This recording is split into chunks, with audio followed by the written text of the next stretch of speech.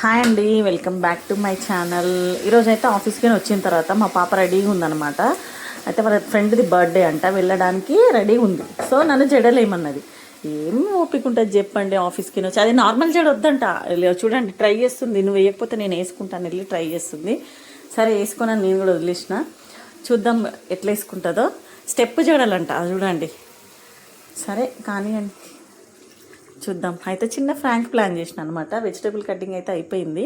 So camera set చేసుకున్నాను ఎదురుగా, కొంచెం తనకు కనిపించకుండా పెట్టిన.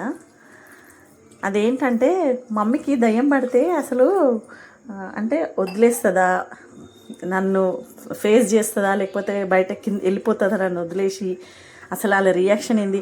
ఎప్పుడైనా చిన్న గొడవ అయింది అనుకో ఇంట్లో, నేను మా అమ్మ వాళ్ళ ఇంటికి వెళ్ళిపోతా అంటే, పోనీ డాడీ మమ్మీ వెళ్ళిపోయి మనం ఉందామని అంటారు అనమాట. అంటే ధైర్యంగా, ఇక మమ్మీ అవసరం లేదు మాకు అన్నట్టుగా. సో అసలు నాకు నిజంగా నాకు ప్రాబ్లం వస్తే వీళ్ళు నన్ను చూసుకుంటారా అన్న డౌట్ వచ్చింది. సో అందుకే హెయిర్ ఇట్లా ముందుకు వేసుకొని కూర్చున్నా. చూడడానికి నాకు కూడా కొంచెం భయంగానే అనిపిస్తుంది, కానీ చూద్దాం ఎట్లా రియాక్ట్ అవుతుందో. ఇంకా లేడు, చిన్నోడు లేడు, మా బాబు లేడు. వాడు ఉంటే ఇంకా వాడు వచ్చి డైరెక్ట్ ఒళ్ళో కూర్చుంటాడు.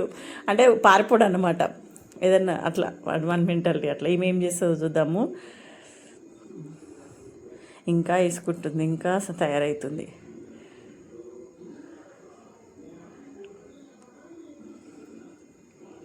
వస్తుంది బయటికి, సౌండ్ అయితే బయటకు వస్తున్నట్టు అనిపిస్తుంది. చూసిందా, దువ్వెనతో కొట్టింది, స్కేల్ వేసింది మళ్ళీ.